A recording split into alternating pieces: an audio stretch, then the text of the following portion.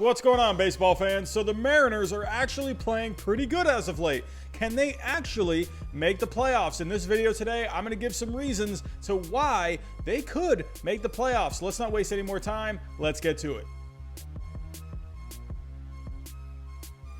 The Mariners have an interesting offense with some guys in the lineup that can make some things happen. Starting off with Kyle Lewis, who's a legit Rookie of the Year candidate. So far, he's having a very good season, hitting .292 with 10 homers and an .873 OPS.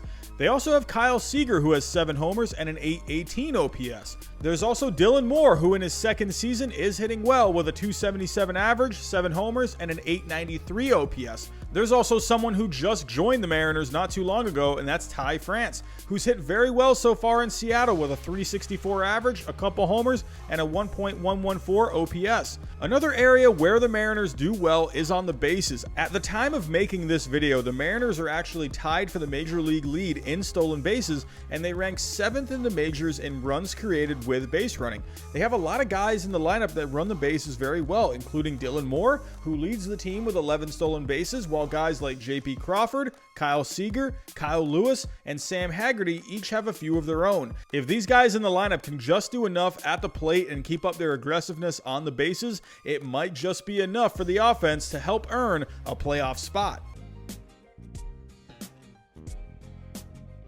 Another place the Mariners do okay is on defense. They currently rank 11th in UZR, 11th in defensive runs saved, and they sit right in the middle of the league at 15th in overall defense. To sum it up, at least to me, they have a slightly above average defense, and that's thanks to a few guys. First off, there's J.P. Crawford, who's playing really well at shortstop this year, where he has 3 defensive runs saved, which ties him for 3rd among all major league shortstops, and he has a UZR of 2.0, which ranks him 5th overall. I mentioned Dylan Moore a couple of times earlier when talking about the offense, but he's also been solid on defense, saving 2 runs, as well as having a 2.9 UZR that ranks 15th among all outfielders. There's also Evan White, one of their top prospects heading into this season.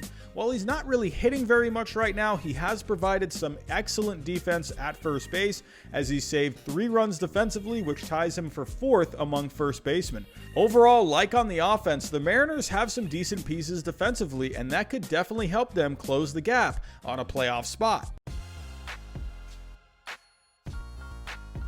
My next reason doesn't really have anything to do with the Mariners and has more to do with the team that's in their way, the Houston Astros. My oh my, how their star has fallen. While I thought the Astros would take a step back this year, I didn't think it would be this bad, even without Justin Verlander for the majority of the year. However, they've really struggled as of late, losing 8 out of their last 10 games, while the Mariners have been able to close the gap, winning 6 out of their last 10.